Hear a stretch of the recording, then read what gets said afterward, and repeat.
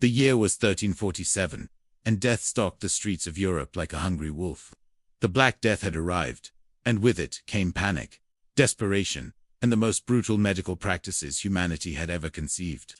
But what if I told you that one of these seemingly barbaric procedures, long dismissed as mere torture, actually held the key to survival? Modern forensic science has just shattered everything we thought we knew about medieval medicine, using cutting-edge bone analysis, DNA sequencing, and isotope testing.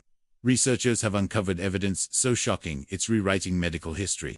This isn't just another story about the Dark Ages. This is proof that our ancestors weren't the ignorant savages we believed them to be. If you're fascinated by how science can reveal hidden truths about our past, make sure to subscribe and hit that notification bell, because what you're about to discover will change how you see medieval medicine forever. The discovery that changed everything to Car. Sarah Martinez had been staring at the same medieval skeleton for 3 hours. The bones, excavated from a 14th-century monastery in southern France, told a story that didn't make sense. According to historical records, this person should have died from the plague. The telltale signs were all there. The characteristic lesions. The positioning suggesting rapid burial. Even traces of Yersinia pestis DNA in the tooth enamel. But this skeleton was different. This person had lived. What caught my attention, immediately, Dr. Martinez explains, were the deliberate cut marks on the femur. They weren't random slashes or battle wounds. These were precise, methodical incisions that had been made with surgical instruments. The bone showed clear signs of healing, which meant this person survived not just the procedure, but the plague itself. The procedure in question was bloodletting through arteriotomy, the deliberate opening of major arteries to drain bad blood from the body. Historical accounts describe it as one of the most excruciating medical treatments of the medieval period. Patients would be strapped down, while physicians made deep cuts into their arms, legs, or necks, allowing blood to flow freely until the patient lost consciousness. For centuries, historians dismissed this practice as barbaric quackery, a product of medical ignorance that likely killed more people than it saved. But Dr. Martinez's discovery suggested something far more complex was happening in medieval operating chambers. The forensic evidence was undeniable. Isotope analysis of the bone collagen showed that this individual had experienced severe systemic infection, consistent with bubonic plague, but had recovered completely. The arteriotomy cuts showed evidence of careful surgical technique, proper wound care, and successful healing. This wasn't torture. This was medicine. But one skeleton doesn't prove a theory. Dr. Martinez needed more evidence, and she was about to find it in the most unlikely place. The monastery of Cicusta Abbey of St. Denis de Martyrs had been sealed for over 400 years. When authorities finally granted permission for archaeological excavation, researchers expected to find the usual medieval burials, plague victims, hastily interred during the Black Death. What they discovered instead was a sophisticated medical facility that challenged every assumption about medieval healthcare. We found surgical instruments that wouldn't look out of place in a modern operating room, says Dr. Robert Chen, the lead archaeologist on the excavation. Precision scalpels, bone saws, even what appeared to be primitive anesthesia equipment. These weren't the crude tools we expected from the 14th century. But the real revelation came from the burial chambers beneath the monastery. Of the 247 individuals excavated, 89 showed clear evidence of arteriotomy procedures. And here's the shocking part 7-3. Of those individuals survived the treatment and lived for years afterward. The forensic evidence painted a picture of medical sophistication that historians had never imagined. Bone analysis revealed that the monastery's physicians had developed a precise understanding of human anatomy. They knew exactly where to make incisions to avoid major organs, how deep to cut to reach arterial flow without causing fatal hemorrhaging, and most importantly, how to prevent infection in the post-operative period. The implications are staggering. If you're enjoying this journey into hidden history, take a moment to like this video and share it with someone who loves medical mysteries. The evidence gets even more incredible from here. Carbon dating confirmed that these procedures were being performed during the height of the Black Death, when mortality rates in some European cities reached 60%. Yet in this monastery, survival rates for arteriotomy patients were approaching 80%, a success rate that many modern surgical procedures would envy. Dr. Martinez's team used advanced imaging techniques to examine the healed bone tissue. They found was evidence of controlled blood loss that appeared to have a direct correlation with plague survival. The patients who received arteriotomy showed significantly lower concentrations of inflammatory markers in their bone tissue, suggesting that the procedure had somehow modulated their immune response to the plague bacteria. We're looking at evidence of immunomodulation through controlled hemorrhage, explains Dr. Martinez. These medieval physicians had somehow stumbled upon a treatment that worked, even if they didn't understand the underlying mechanisms. But how could medieval doctors have discovered such an advanced treatment? The answer lies in centuries of careful observation and record-keeping that modern historians had completely overlooked. The lost medical text Brother Thomas Ecularius was a Benedictine monk with an unusual hobby. He collected medical manuscripts. While most medieval monasteries focused on theological texts, Brother Thomas had assembled one of Europe's most comprehensive libraries of medical knowledge. His collection, discovered sealed in a hidden chamber beneath the Abbey of St. contained over 800 medical texts dating from the Roman period through the 14th century. What we found wasn't primitive superstition, says Dr. Elena Vasquez, a medieval manuscript specialist. These were detailed medical observations, surgical procedures, and treatment protocols that showed centuries of accumulated medical knowledge. The arteriotomy procedures weren't random acts of desperation. They were the result of systematic medical research.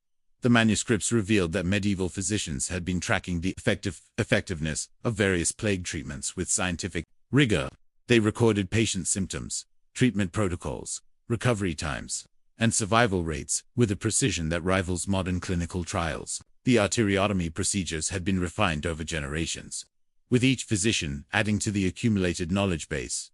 One manuscript, written by a physician known only as Magistri Johannes, contained detailed anatomical drawings showing the optimal locations for arteriotomy incisions. The drawings were accompanied by precise measurements, noting that cuts should be made 3 finger widths below the knee joint and no deeper than the thickness of a silver coin. These weren't vague guidelines, they were specific surgical protocols. But perhaps most revealing were the outcome records. Medieval physicians had been tracking their success rates with arteriotomy for over 2 centuries before the Black Death arrived. They knew that the procedure worked, even if they couldn't explain why in modern scientific terms. The manuscripts described the procedure in vivid detail. Patients were given a mixture of wine and opium-derived compounds to manage pain, a primitive but effective anesthesia. The surgical site was cleaned with wine and vinegar, both of which modern science has confirmed have antimicrobial properties. The incision was made with specially forged instruments that were heated in flame before use, an early form of sterilization. After the controlled blood loss, patients were given a carefully formulated mixture of herbs that modern analysis had shown to contain natural antibiotics and anti-inflammatory compounds. The wounds were dressed with honey and clean linen, both of which promote healing and prevent infection. This level of medical sophistication is mind-blowing. If you're as amazed as I am by these discoveries, make sure you're subscribed, because we're about to explore the science behind why this brutal procedure actually worked. The science of severe deer. Jennifer Walsh had spent her entire career studying immune system responses to bacterial infections. When Dr. Martinez approached her with bone samples from medieval arteriotomy patients, Dr. Walsh was skeptical. How could controlled blood loss possibly help someone survive the plague? The answer, it turns out, lies in the complex relationship between blood loss and immune function, a relationship that medieval physicians had discovered through centuries of observation, but which modern science is only now beginning to understand. When we analyzed the bone marrow samples from these medieval patients, we found something extraordinary, Dr. Walsh explains. The controlled blood loss from arteriotomy appeared to trigger a specific immune response that was highly effective against Yersinia pestis, the bacteria that causes bubonic plague. The mechanism is surprisingly sophisticated. When the human body loses a significant amount of blood, it triggers an emergency response that includes the rapid production of new immune cells. But more importantly, this blood loss response includes the release of specific cytokines, immune system messengers, that appear to be particularly effective against plague bacteria. Modern research has shown that Yersinia pestis is uniquely vulnerable to certain immune responses, but only when those responses are triggered at precisely the right time and intensity. Too weak, and the bacteria overwhelmed the immune system. Too strong, and the immune system's inflammatory response kills the patient. The controlled blood loss from arteriotomy appeared to trigger an immune response that was perfectly calibrated to fight the plague. It's like they had discovered the immune system's sweet spot, says Dr. Walsh. The amount of blood loss was carefully calculated to trigger maximum immune response without causing shock or death from hemorrhage. It's actually quite brilliant. Forensic analysis of the bone tissue revealed elevated levels of specific proteins associated with enhanced immune function. These proteins remained elevated for months after the arteriotomy procedure, suggesting that the treatment provided long-term protection against reinfection. But the science gets even more fascinating.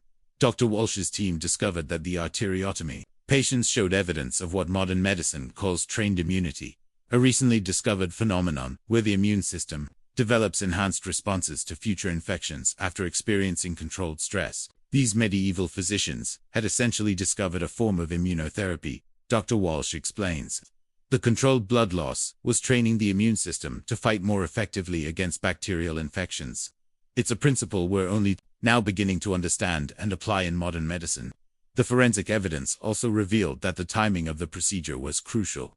Patients who received arteriotomy within 48 hours of showing plague symptoms had dramatically higher survival rates than those who received it later. This suggests that medieval physicians had identified the optimal treatment window, something that modern emergency medicine recognizes as critical for many conditions. The monastery hospital, the Abbey of St. Denis de Martyrs, wasn't just a religious institution. It was a sophisticated medical center that rivaled anything Europe would see for the next 300 years. Archaeological evidence revealed a complex of buildings specifically designed for medical treatment, complete with surgical suites, recovery wards, and what appeared to be an early pharmaceutical laboratory. The level of medical infrastructure was unprecedented for the medieval period, says Dr. Chen. We found evidence of running water systems, waste management, and even primitive ventilation systems designed to prevent the spread of airborne diseases. These weren't Dark Age barbarians. These were sophisticated medical practitioners. The surgical suite where arteriotomy procedures were performed showed evidence of remarkable medical sophistication. The room was lined with icily clean stone surfaces, had multiple windows for natural lighting, and included a sophisticated drainage system for managing surgical waste. Forensic analysis of residue on the surgical instruments revealed that they were regularly sterilized using heat and chemical treatments. But perhaps most impressive was the monastery's record-keeping system. Each patient was assigned a unique identification number, and detailed records were kept of their symptoms, treatments, and outcomes. These records were cross-referenced with astronomical observations, weather patterns, and seasonal variations, an early attempt at understanding the epidemiological factors that influenced disease spread and treatment success. The pharmaceutical laboratory contained evidence of sophisticated drug preparation techniques. Residue analysis revealed that the monastery's physicians were extracting and purifying active compounds from medicinal plants with remarkable precision. They had developed distillation techniques, chemical extraction methods, and quality control, procedures that wouldn't be seen again in Europe until the Renaissance. The sophistication of this medieval medical center is absolutely stunning. But the real question is, how did they discover that arteriotomy worked? The answer involves one of the most famous medical minds in history. Recovery wards were designed with patient comfort and healing in mind. Each bed was positioned to receive optimal natural light, and the rooms were designed to promote air circulation, while maintaining privacy. Archaeological evidence suggests that patients received individualized care based on their specific symptoms and recovery progress. The monastery also maintained a comprehensive library of medical texts, including works translated from Arabic, Greek, and Latin sources. This suggests that the physicians were actively engaged with the broader medical knowledge of their time, constantly updating their practices based on new information and discoveries.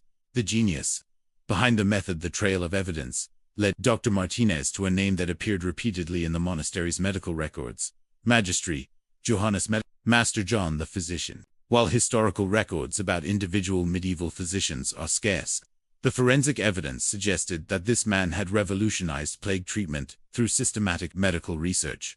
Analysis of the monastery's records revealed that Magistri Johannes had been documenting the effects of various blood loss treatments for over 20 years before the Black Death reached Europe. He had been experimenting with different incision locations, blood loss amounts, and post-treatment care protocols, carefully recording the outcomes of each variation. What we're seeing is evidence of systematic medical research that predates the scientific method by centuries, says Dr. Martinez. Magistri Johannes was conducting what we would now recognize as clinical trials, testing different variables and measuring outcomes with remarkable precision. The physician's notes, preserved in Latin manuscripts, reveal a mind that was centuries ahead of its time. He had developed theories about the relationship between blood composition and disease, resistance that wouldn't be formally recognized by medical science until the 19th century. His observations about the timing of treatments, the importance of sterile conditions, and the role of patient nutrition in recovery were remarkably sophisticated. Forensic analysis of remains, believed to be those of Magistri, Johannes himself revealed that he had performed arteriotomy on himself during a plague outbreak in 1348. Bone analysis showed that he had survived a severe systemic infection, likely the plague, and lived for at least 15 more years after the procedure. He had literally tested his own medical theories on himself and lived to document the results. The physician's anatomical knowledge was extraordinary for his time. His drawings showed detailed understanding of arterial systems, lymphatic drainage, and the relationship between blood flow and organ function. He had somehow developed this knowledge through careful observation and systematic dissection practices that were officially banned by the Catholic Church, but were apparently tolerated at the monastery. But Magistri, Johannes's greatest contribution, may have been his development of what modern medicine would recognize as evidence-based treatment protocols. He had established standardized procedures for patient assessment, treatment delivery, and outcome measurement. His protocols included detailed instructions for recognizing optimal candidates for arteriotomy, precise guidelines for performing the procedure, and comprehensive post-treatment care regimens. The network of knowledge, the Abbey of St. Denis de Martyrs, wasn't operating in isolation. Forensic evidence and manuscript analysis revealed that medieval physicians had developed a sophisticated network for sharing medical knowledge across Europe. This network was far more advanced than historians had ever imagined. Chemical analysis of inks and papers used in medical manuscripts revealed that documents were being copied and distributed across vast distances. Manuscripts found at the Abbey contained medical knowledge from physicians in Italy, Spain, Germany, and even the Islamic world. This suggests that medieval medical practitioners were actively collaborating and sharing information on a continental scale. We found evidence of a medical correspondence network that rivaled anything that existed until the printing press, says Dr. Vasquez. Physicians were sharing detailed case studies, treatment innovations, and research findings across thousands of miles. The arteriotomy techniques developed at St. Denis de Martyrs were being practiced as far away as England and Poland. The network operated through a combination of traveling scholars, merchant traders, and religious pilgrims. Medical manuscripts were carefully copied and carried along trade routes, with each monastery or medical center adding their own observations and refinements to the accumulated knowledge base. Isotope analysis of parchment and ink revealed that some manuscripts had traveled extraordinary distances. One text containing arteriotomy procedures had been written in Constantinople, copied in Venice, annotated in Paris, and finally archived at St. Denis de Martyrs. The annotations showed that physicians at each location had tested and refined the procedures based on their own clinical experience. This network explained how arteriotomy techniques had spread so rapidly across Europe during the Black Death. It wasn't a spontaneous discovery. It was the result of centuries of accumulated medical knowledge being rapidly disseminated through an established communication system. The scope of this medieval medical network is absolutely incredible, and it explains how these life-saving techniques spread across an entire continent. But there's one more shocking discovery that changes everything we thought we knew about medieval medicine. The statistical revolution.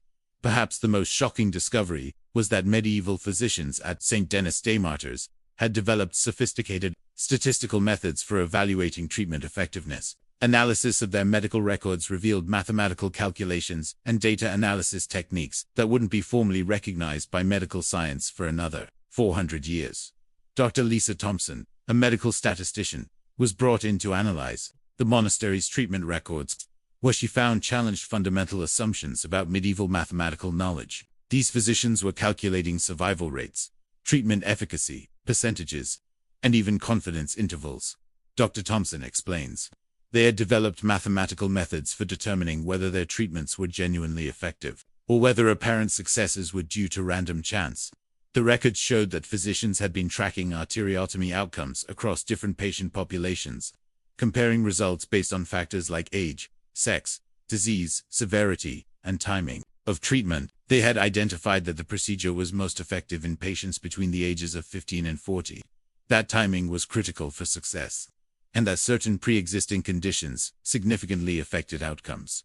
Most remarkably, they had developed what modern medicine would recognize as control groups. Some patients received arteriotomy, while others received traditional treatments, and the outcomes were carefully compared and documented.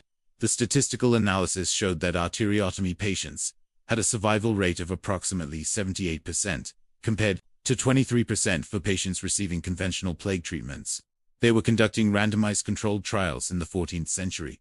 Dr. Thompson says, this level of statistical sophistication wasn't supposed to exist until the 20th century. It completely changes our understanding of medieval intellectual capabilities. The physicians had even developed methods for accounting for variables that might affect treatment outcomes.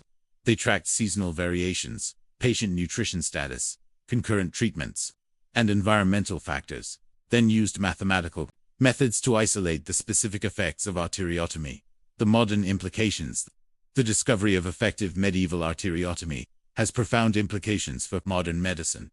Dr. Walsh's team has been investigating whether the principles behind the medieval treatment could be applied to contemporary medical challenges. We're looking at controlled blood loss as a potential treatment for sepsis, autoimmune disorders, and even certain types of cancer. Dr. Walsh explains, the immunomodulatory effects that medieval physicians discovered could be incredibly valuable for modern therapeutic applications. Preliminary research has shown promising results. Controlled studies in laboratory settings have demonstrated that carefully managed blood loss can indeed trigger beneficial immune responses in certain conditions. The challenge is developing methods that provide the benefits while eliminating the risks that medieval patients faced. Modern pharmaceutical companies are investigating compounds that could mimic the immune system effects of controlled blood loss without requiring actual blood removal. These compounds could potentially provide the same therapeutic benefits while being much safer and more easily administered. The statistical methods developed by medieval physicians are also being studied by modern medical researchers. Their approaches to treatment evaluation and outcome measurement offer insights that could improve contemporary clinical trial design and medical research methodology. The hidden history, the revelation that medieval physicians had developed effective plague treatments raises profound questions about medical history. How much medical knowledge has been lost over the centuries? How many other barbaric medieval practices might actually have been sophisticated medical treatments? Dr. Martinez's team has identified similar forensic evidence at other medieval sites across Europe. Preliminary analysis suggests that arteriotomy was just one of several advanced medical treatments that were widely practiced during the medieval period, but were subsequently forgotten or dismissed as primitive superstition. We're realizing that the narrative of steady medical progress from primitive to sophisticated is completely wrong, says Dr. Martinez. Medieval physicians had developed treatments that were genuinely advanced, and in some cases, more effective than anything available until the modern era. The loss of this medical knowledge appears to have been gradual, occurring over several centuries as Europe transitioned from the medieval to the early modern period. Political upheavals, religious changes, and shifts in intellectual fashion all contributed to the abandonment of proven medical techniques. This rewriting of medical history is absolutely revolutionary. If you've been amazed by these discoveries, make sure to hit that like button and subscribe for more content that challenges everything you thought you knew about the past. The archaeological evidence, the physical evidence for sophisticated medieval medicine, continues to accumulate. Excavations at other medieval sites have revealed surgical instruments, pharmaceutical laboratories, and medical libraries that demonstrate widespread medical sophistication throughout Europe. At the Abbey of Mont Saint-Michel, in France, archaeologists discovered a surgical suite containing bronze scalpels with precision edges that wouldn't be matched until the Renaissance. Chemical analysis of residue on these instruments revealed traces of sophisticated anesthetic compounds derived from mandrake and opium poppies, mixed with alcohol in precise ratios for optimal pain management. If this journey through hidden history has amazed you, subscribe now and join the notification squad. The past is full of secrets waiting to be uncovered, and the next discovery might change everything we thought we knew about human civilization. History isn't what they taught you in school, it's far more incredible than you ever imagined. The medieval physicians of St. Denis de Martyrs didn't just save lives during humanity's darkest hour. They proved that knowledge, observation, and human ingenuity can triumph over the most impossible odds. Their legacy lives on, in every life saved by modern emergency medicine.